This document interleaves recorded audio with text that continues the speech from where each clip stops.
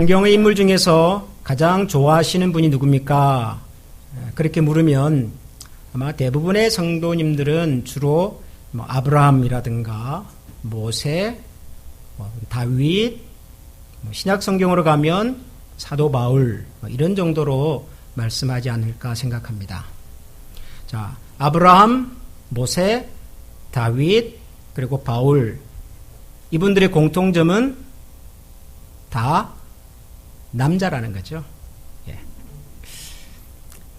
우리가 좋아하는 성경 인물들이 주로 남자들입니다. 자, 그런데 만약에 성경에 나오는 여자 인물 중에서 가장 좋아하시는 분이 누굽니까? 라고 묻는다면 제일 먼저 나오는 분이 누굴까요? 아브라함의 아내 사라도 있고요.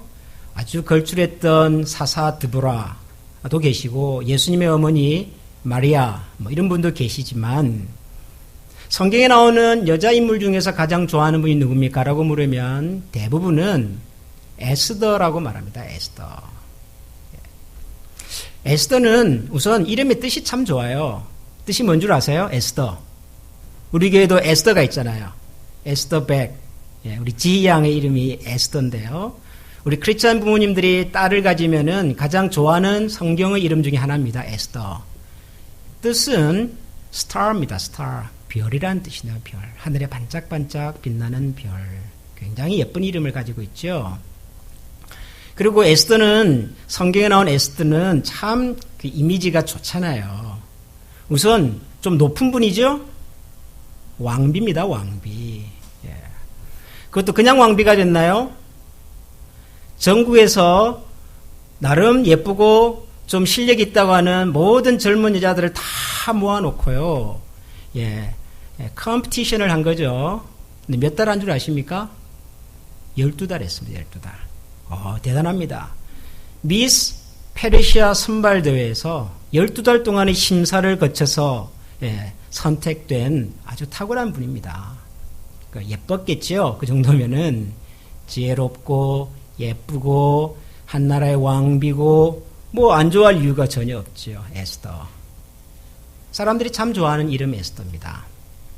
그리고 그 에스더라고 하는 인물이 등장하는 성경이 에스더서죠. 에스더서. 오늘 우리가 읽은 성경 에스더서입니다.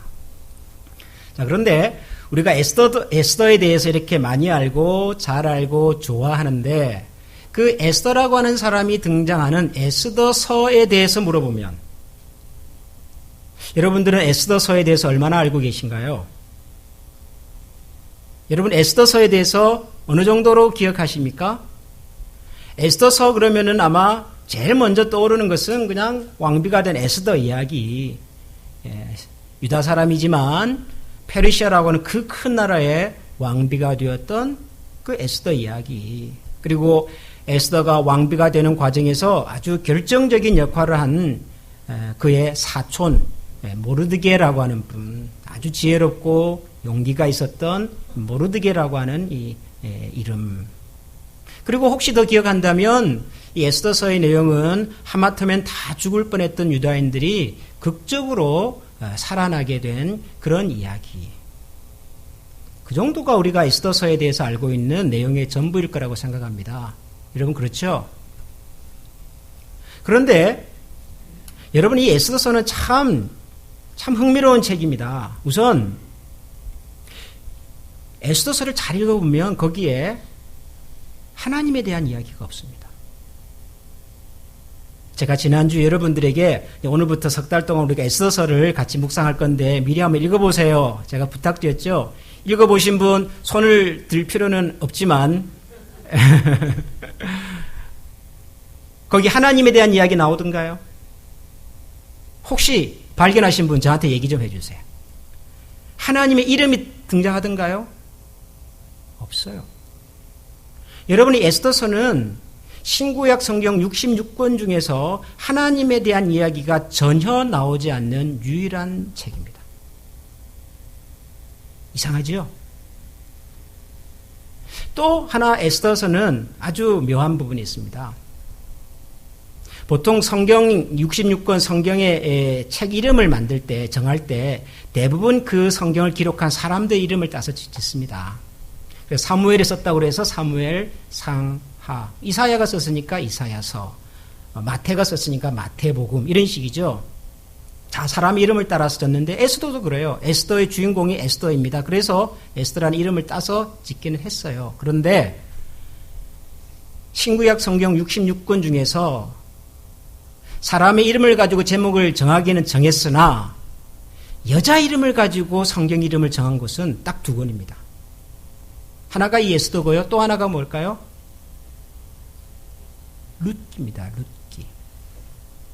룻기는 이해할 수 있어요. 왜냐하면 룻은 다윗의 증조 할머니입니다. 다윗의 증조 할머니라는 말은 예수님의 조상입니다. 예수님 족보에 보면 이 룻이라고 하는 이름이 등장합니다. 굉장히 유명하고 중요한 분입니다. 그 정도 되면 뭐 여자라 할지라도 그분의 이름으로 책 제목을 삼을 법합니다. 제가 표현을 여자라도라고 한 것을 여러분들이 이해해 주시기 바랍니다. 왜냐하면 그 당시 이스라엘 사회에서는 여자분들이 지금처럼 그렇게 존중받지를 못했기 때문입니다. 그 당시 사람의 숫자를 셀 때도 물론 인구조사의 목적이 전쟁에 나갈 수 있는 사람의 수 혹은 뭐 세금을 거두기 위한 가장들을 중심으로 했다고는 하나 그러나 그게 여자를 계산하지 않습니다. 주로 남자들만. 그런 시절에 여자의 이름을 가지고 성경책 제목을 정했다고 하는 것은 굉장히 예외적인 경우입니다. 성전에 모여서 모든 유대인들이 이 성경을 읽을 때마다 여자 이름을 읽습니다. 에스더라고 하는. 룻은 그럴 법하지요. 다윗의 증조 할머니인데요. 예수님의 조상인데요. 에스더는요? 더 재밌는 것 중에 하나는 에스더서는요. 지금도 특히 유태인들의 이스라엘 사람들, 전 세계 흩어져 사는 이 유대인들이 가장 좋아하는 성경 중에 하나입니다. 에스더서는. 유대인들은 그분들의 절기를 지금도 지키고 있죠. 여러분 그건 아시죠? 미국의 달력 중에 특별히 이 유대인들의 문화가 좀 강한 지역의 학교에서 주는 달력을 보면 반드시 거기에 유대인 할리데이가 같이 다 들어있습니다. 우리가 잘 아는 한우카 같은 거 다 들어있어요. 페샤르는 6월절입니다. 페샤르도 있어요. 거기에 푸림이라고 하는 절기 있어요. 푸림, P-U-R-I-M, 푸림. 우리가 부림절이라고 부르는 겁니다. 유대인들의 달력으로는 12월 달인 아달월 13일이에요. 이걸 지금 우리의 달력으로 계산하면 해마다 날짜가 조금씩 달라지긴 한데 2018년에는 2월 13일이 부림절이었어요. 이 부림절이 되면 전 세계 유대인들은 다 모여서 에스더서를 읽습니다. 그것도 그냥 읽는 게 아니에요. 굉장히 익사이팅하게 읽습니다. 굉장히 아이들이 막 에너지를 가지고요. 막 과음을 지르면서 와, 박수를 치면서 못 보셨죠? 우리 언제 한번 견학 가면 좋겠어요. 마치 미국에 사는 분들이 줄라이 4th 때 지내는 그 느낌 있죠? 막 폭죽을 터뜨리면서 막 파티하고 잔치하면서 흥겨워하면서 그런 마음으로 에스더서를 읽어요. 지금도 읽어요. 무려 지금 이 에스더서가 기록이 된 지 수천 년이 지났는데도 가장 좋아하는 성경 중에 하나예요. 그런데 그 성경에는 하나님이라는 이름도 등장하지 않아요. 그 당시 문화로 볼 때는 제대로 대접받지 못했던 여성의 이름으로 성경의 책 제목을 정했습니다. 여러분 에스더서가 궁금하지 않으세요? 어떻게 이런 성경이, 이런 책이 성경이 되고 어떻게 이런 성경을 사람들이 이렇게 좋아하고 그럴까요? 그래서 제가 이 에스더서에 대한 흥미를 좀 갖게 되었습니다. 이 에스더서가 참 흥미롭다. 흥미로울 뿐만 아니라 많이 아는 것 같은데 의외로 우리가 모를 수도 있겠다. 하나님의 이름이 안 나온다는 거 오늘 처음 들으신 분 계실걸요 아마. 솔직하게 양심적으로 가슴에 손을 얹고 반성하면서 한번. 아니 어떻게 이런 책이 성경이 될 수 있었을까? 아주 흥미로운 책입니다. 그래서 제가 한 석 달 정도에 걸쳐서 이 에스더서를 여러분들과 함께 좀 살펴보려고 해요. 에스더서. 그것이 알고 싶다. 자, 여러분, 제가 오늘 에스더서를 시작하면서 제일 첫 번째 본문으로 선택한 것이 에스더서 4장입니다. 오늘 4장 10절부터 17절을 같이 읽었습니다. 제가 이 부분을 에스더서를 소개하는 첫 번째 본문으로 선택한 이유는 뭘까요? 읽어보니까 여기 우리가 많이 들었던 에스더서 그러면 한 번쯤 기억하는 그런 성경 구절이 나왔어요. 뭐죠? 죽으면 죽으리다. 예. 이거는 뭐 에스더서를 몰라도 어지간하면 아는 얘기입니다. 에스더서에 나오는 이 죽으면 죽으리다. 왕비가 된 에스더가 왕을 만나러 가기 전에 만약에 이 일이 잘못되면 자기가 죽을 수도 있다고 하는 그런 위기감 속에서 나를 위해 금식해 주십시오라고 부탁하고 남긴 아주 유명한 말입니다. 죽으면 죽으리라. 여러분, 그러나 이 죽으면 죽으리라고 하는 이 성경 구절이 에스더서를 대표하는 성경 구절은 아닙니다. 이것 때문에 제가 여러분들에게 이 단락을 지금 소개하는 것은 아닙니다. 제가 이 부분을 에스더서를 소개하는 첫날 여러분들과 함께 읽은 이유는 이 짧은 말씀 속에 에스더서라고 하는 성경에 기록된 그 정황과 그 당시의 분위기가 고스란히 담겨있기 때문에 그렇습니다. 여기에 들어있는 그 당시 에스더가 살았던 그 시절의 정황과 분위기를 우리가 제대로 알지 못하면 에스더서는 그냥 굉장히 재미있는 스토리입니다. 에스더서는 정말 재밌습니다. 분량도 많지가 않지만 아마 처음에 읽기 시작하면 마지막 10장까지 앉은 자리에서 그냥 다 읽어낼 수 있을 만큼 굉장히 스토리가 재밌습니다.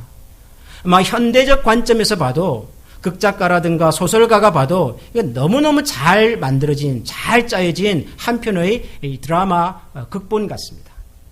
그리고 또 이 에스더서가 재밌는 이유는요, 반전이 있어요, 반전. 여러분, 드라마 중에서 제일 재밌는 드라마는 반전 드라마잖아요, 반전 드라마. 어느 날 갑자기 사라진 여자가 점을 하나 탁 찍고 나오잖아요. 그거 아시죠? 예, 모르시는 분은 물어보세요, 나중에. 제일 재밌는 드라마는요, 반전 드라마예요, 반전 드라마. 야구 경기 중에 제일 재밌는 야구 경기는 역전 드라마가 펼쳐지는 드라마 아닙니까? 근데 에스더서가 그래요. 읽어보면 반전이 막 나와요. 그래서 사람을 확 사로잡아요. 도망을 못 가게 했어요. 어떻게 끝날는지.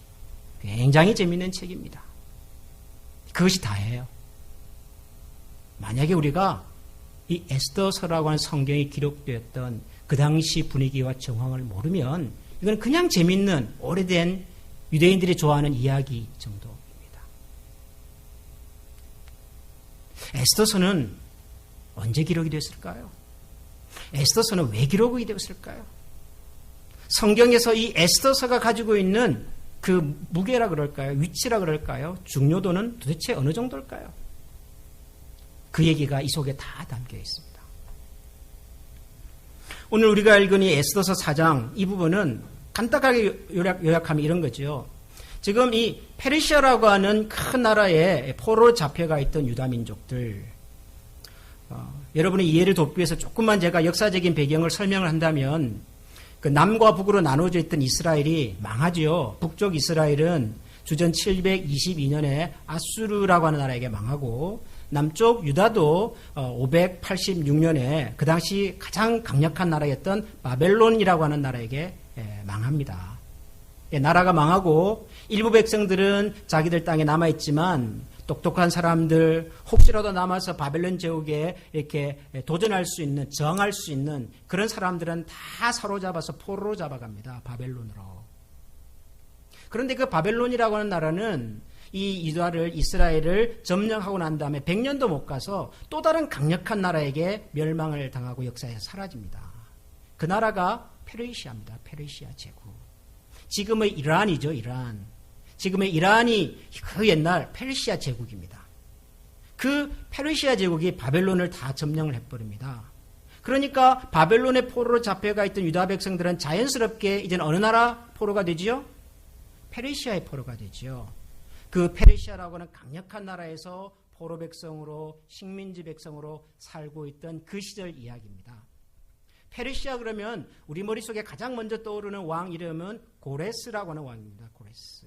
일반 역사에서는 키루스 2세라고 불려지는 분입니다.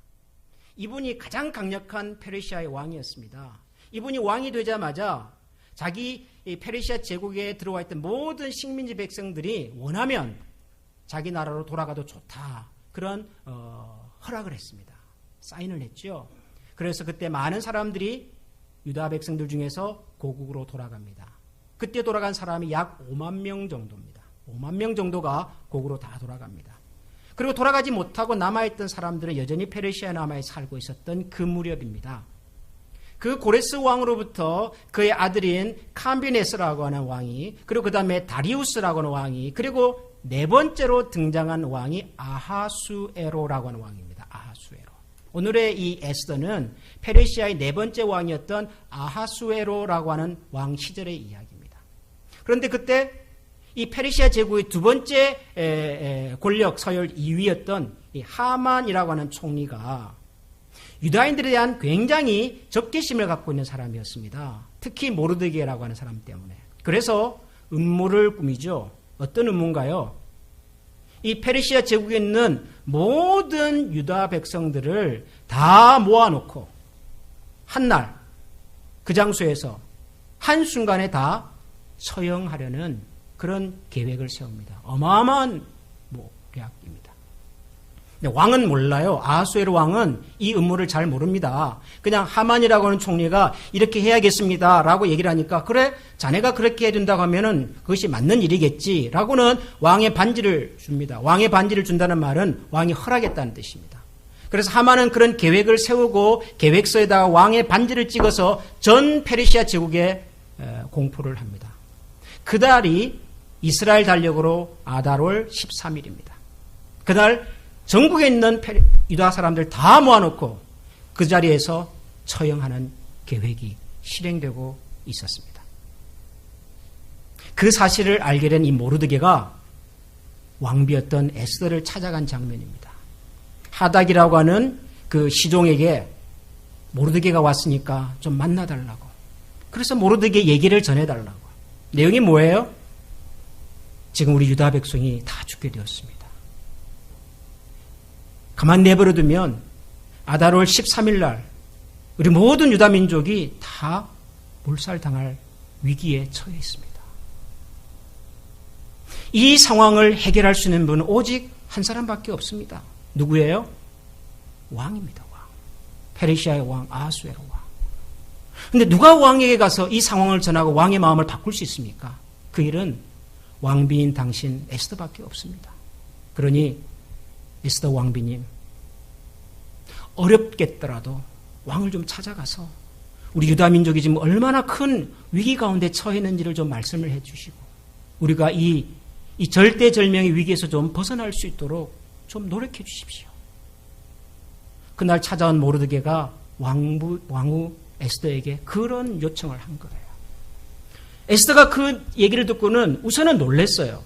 자기 동족 유다 민족이 하루아침에 다 지금 몰살당할 그런 위험에 처했다는 사실 자체 때문에 놀랬고, 두 번째는 뭔가 하기는 해야 하겠는데, 자기도 유다 백성으로서 뭔가 하기는 해야 하는데, 그래서 모르드게가 와서 왕을 좀 찾아가서 이 상황을 좀 얘기해서 우리를 좀 구해달라고 하는 그 얘기를 듣고는 가기는 가야 하겠는데 선뜻 갈 수가 없어요.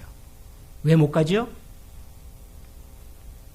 이 페르시아 왕궁의 예법에는 왕이 오라고 얘기하지 않았는데도 불구하고 왕비가 왕을 만나러 갔다가 만에 하나라도 왕이 기분이 좀 언짢거나 아니 내가 부르지도 않는데 왜 왔지? 라고 만약에 반응을 하면 그 즉시로 왕비의 자리에서 쫓겨나는 겁니다.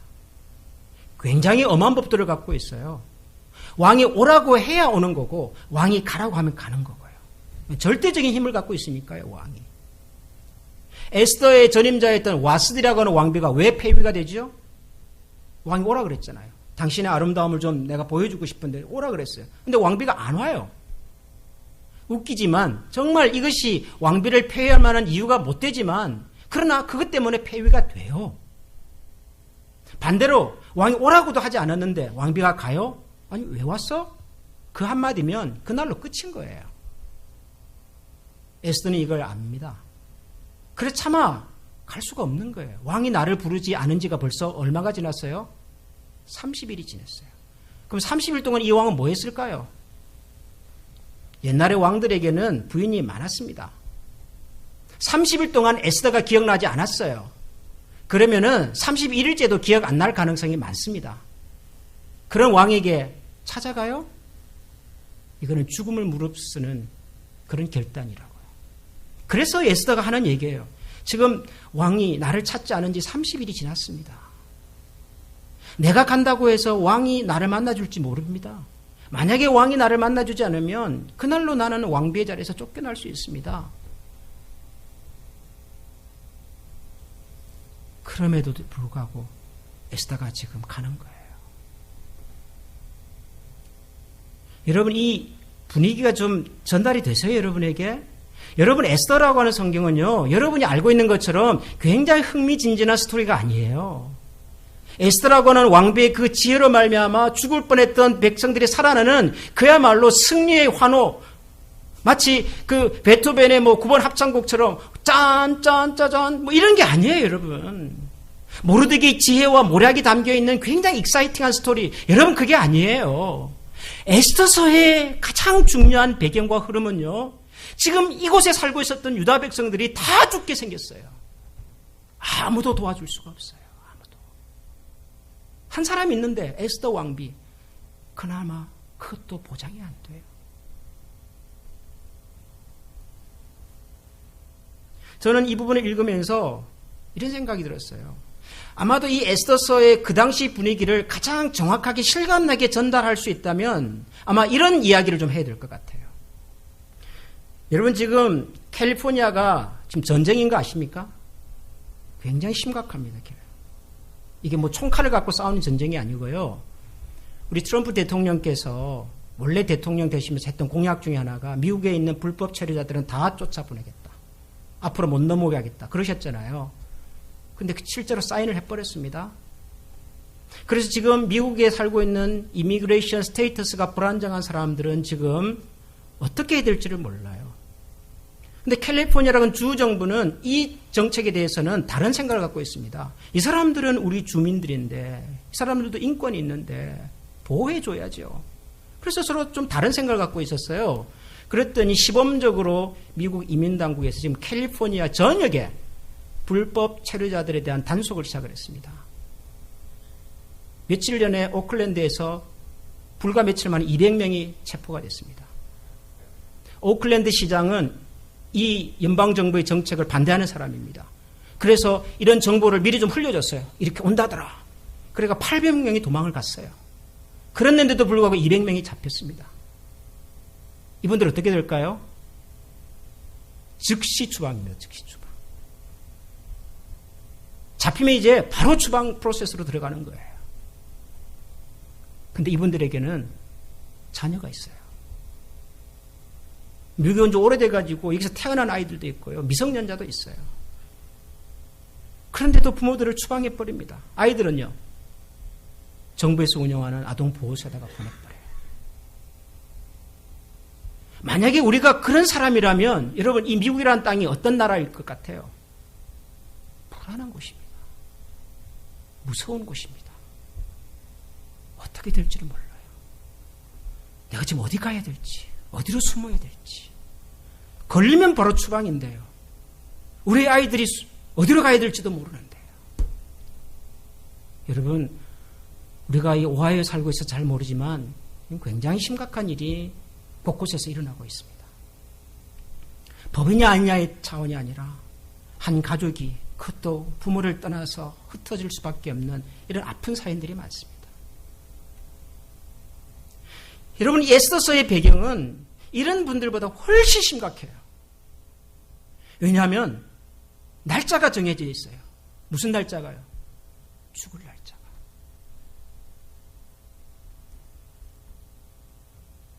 이 사람들이 할 수 있는 일이 뭘까요? 이 사람들은 어떻게 해야 될까요? 도대체 어떻게 이 사람들이 살아날 수 있을까요? 우리가 이 에스더서의 분위기를 제대로 이해하지 못하면 에스더서가 우리에게 무엇을 말하려고 하는지를 우리가 제대로 알 수가 없습니다. 더 말씀드리면은 예고편이 너무 진지해져 버리니까 다음 주부터 이제 여러분 본편을 제가 말씀을 드리겠습니다. 그럼 오늘 제가 여러분들에게 이거 한 가지는 말씀을 좀 나누고 싶어요. 제가 오늘 설교 제목을 좀 독특하게 달았죠? 설교 제목이 뭐죠? 누가 알겠느냐? 누가 알겠느냐? 이 말은 모르드게가 에스더에게 했던 이야기 중에 하나입니다. 당신이 왕에게 찾아가서 지금 우리 민족의 어려운 사정을 좀 얘기를 해주고 그래서 이 위기에서 우리를 좀 도와주십시오. 그 얘기를 했던 모르드게가 에스더의 얘기를 듣고 한 얘기예요. 왕이 지금 나를 찾지 않은 30일이나 지났는데요. 모르드게가 뭐라고 그러죠? 에스더 왕비님, 당신이 왕을 찾아가서 우리 민족을 위한 구명 활동을 하지 않더라도 우리 민족은 노임과 구원을 얻을 것입니다. 우리는 살아날 겁니다. 그러나 만약 당신이 우리를 위해서 나아가지 않는다면 어쩌면 하나님께서 당신과 당신의 가정에 대하여 진노하실지도 모릅니다. 당신이 지금 페르시아의 왕비라고 하는 이 자리에 있게 된 이것이 혹시 지금의 이 상황을 위하여 준비된 일인지 누가 압니까? 모르드게가 했던 얘기예요. 당신이 지금 이 왕비의 자리에 앉게 된 이 이유가 지금과 같은 이 상황을 위해서 하나님께서 만들어 주신 일인지 어떻게 압니까? 그런 얘기예요. 누가 알겠느냐. 그런데 이 누가 알겠느냐라고 하는 표현이 참 재밌어요. 영어로 제가 이 제목을 또 달았어요. 영어로 뭐죠? Who knows? Who knows? 이런 who knows라고 하는 말이 뭐예요? 이런 언제 who knows를 쓰세요? who knows의 번역은 뭐죠? 뭐라고 번역하죠? 누가 알겠는가? 누가 알겠는가? 안다는 말이에요? 모른다는 말이에요? Who knows? 안다는 말이에요? 모른다는 말이에요? 여러분, 알 때 쓰세요? 모를 때 쓰세요? 이 말을? 모를 때 써요. 혹시 그런 뜻이죠? 야, 이번에 잘 될 거야. 어제 캐블리어가 뭐 아주 아깝게 지긴 졌지만 그래도 기다려봐. 우리가 4대3으로 역전해서 이길지도 몰라. 그러고 난 다음에 뭐라 그래요? Who knows? 몰라요? 우리가 이길지. 모른다는 얘기예요. 모르드게는 모른답니다, 지금. 뭘 몰라요? 모르드게는 뭘 모르는 거예요? 여러분, 이 말씀을 잘 읽어보면 모르드게가 아는 것도 있어요. 모르드게가 아는 거는 뭐죠? 모르드게는 뭐라고 말합니까? 네가 만일 잠잠해도 우리는 다른 데로 노임과 구원을 받을 것이다. 너가 도와주지 않아도 우리 유다 민족은 살아날 거다. 어떤 어려움이 와도 어떤 공경이 찾아와도 우리 민족은 살아날 거다. 모르드게는 이거는 알아요. 이거는 믿어요. 왜 믿죠? 하나님께서 우리 민족을 그냥 내버려 두지 않을 거라는 이 믿음이 있는 거예요. 그래서 어떤 어려움이 찾아와도 우리는 살아날 거다. 우리는 멸망하지 않을 거다. 노임과 구원을 얻을 거다. 이건 알았어요. 믿었어요. 근데 모르드게가 모르는 거는 뭐죠? 어떻게? 언제? 그리고 누구를 통해서? 그거는 모르겠어요. 그래서 모르드게는 자기가 할 수 있는 범위 내에서 최선으로 에스더에게 부탁을 합니다. 너가 찾아가서 왕에게 좀 얘기해서 한번 이 상황을 바꿔줘라. 그러면서도 모르겠어요. 뭘 몰라요? 과연 에스더가 왕을 찾아가서 왕을 설득하면 왕이 설득이 될지 안 될지 몰라요. 하나님은 우리를 구원하시고 하나님 우리를 사랑하시고 하나님은 선하시다는 것은 알겠어요. 믿어요. 그런데 그 선하신 하나님이 어떻게 나를 선하게 만들어 주실지, 어떻게 나를 구원해 주실지, 어떻게 나를 도와줄지는 모르겠어요. Who knows? 여러분, 우리가 예수 믿고 살면서 우리에게 가장 심각하고 어려운 질문과 고민이 저는 이거라고 생각을 해요. 우리가 하나님을 안 믿습니까? 여러분, 하나님 안 믿으세요? 하나님은 살아계시고 하나님은 위대하시고 하나님은 전능하시고 하나님 우리를 향한 놀라운 계획을 가지고 계시고 하나님 우리를 사랑하시고 알아요. 우리가 그런 믿음이 있어요. 그 믿음이 없으면 우리가 여기 왜 앉아 있어요? 오지도 않죠. 그 정도는 있어요.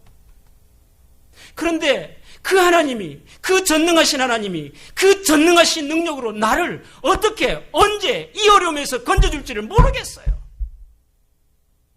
내가 가진 믿음은 확신한데 그 믿음이 지금의 나의 고민을 어떻게 도와줄지를 모르겠어요.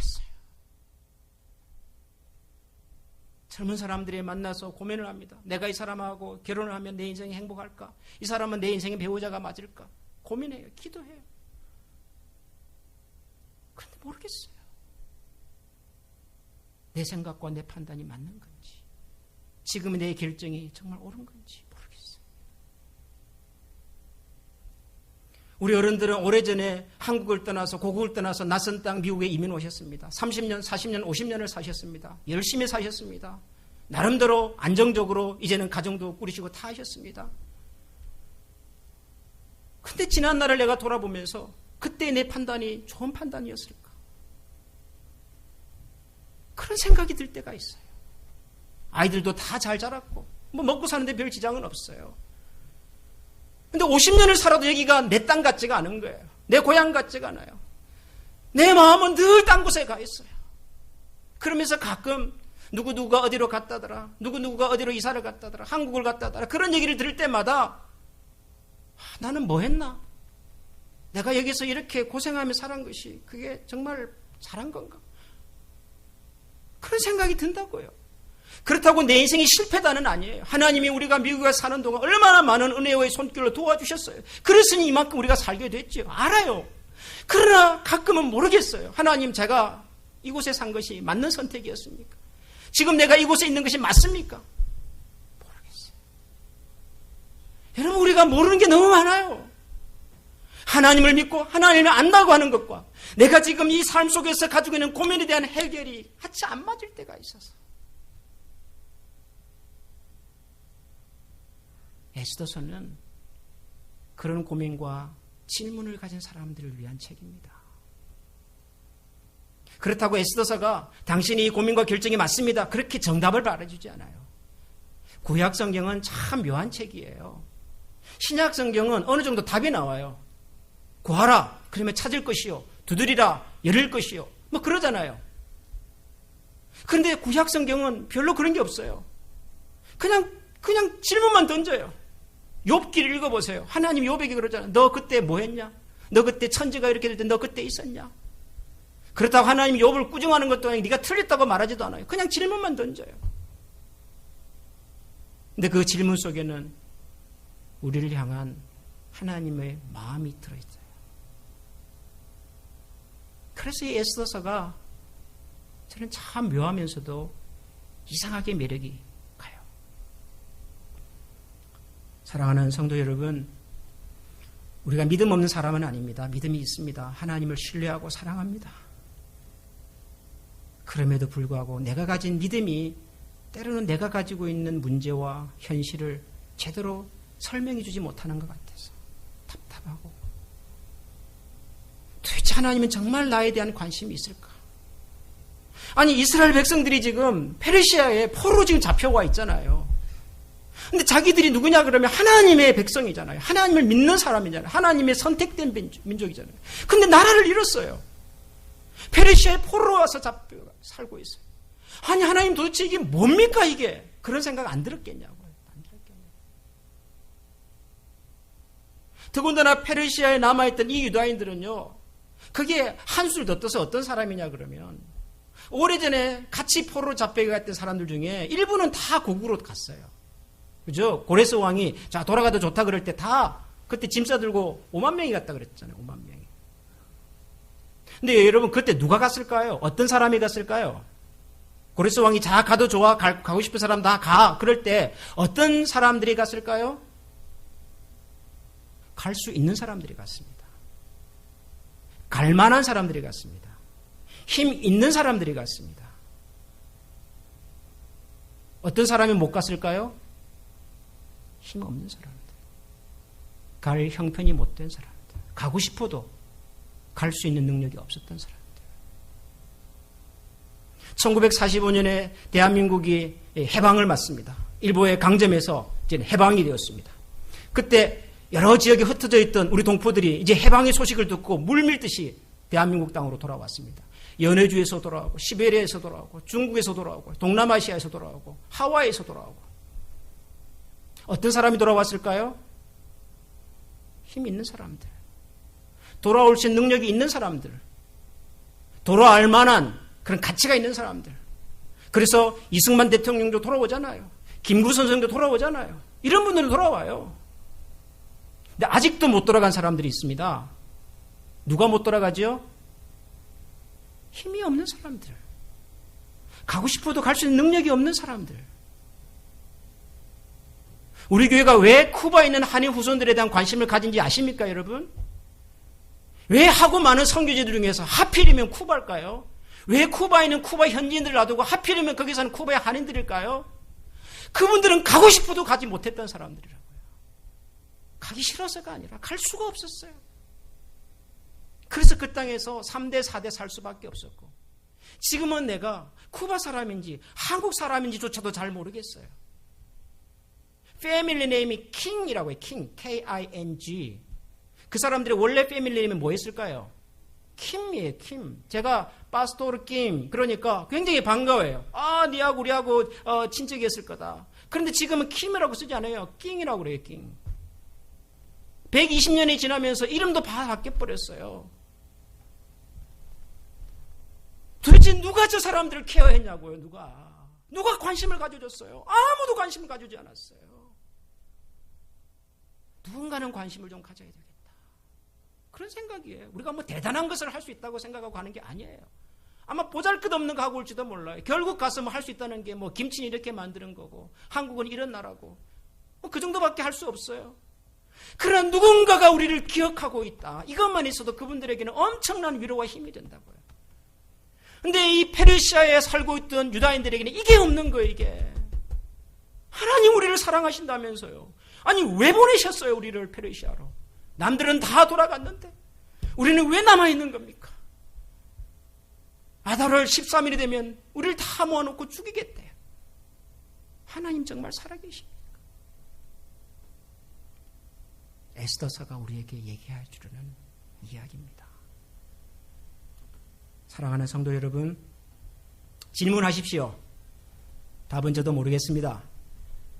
에스더서를 읽으면서 묵상하면서 한번 물어봅시다, 하나님 앞에. 그리고 하나님께서 우리에게 뭐라고 말씀하시는지 같이 들어보고, 정말 그 하나님은 여전히 내가 믿을 만한 하나님인지 신뢰할 만한 하나님인지 여러분 스스로 찾고 그 속에서 하나님의 손길을 다시 발견하는 그런 우리 모두가 될 수 있기를 소원합니다. 기도합시다. 하나님,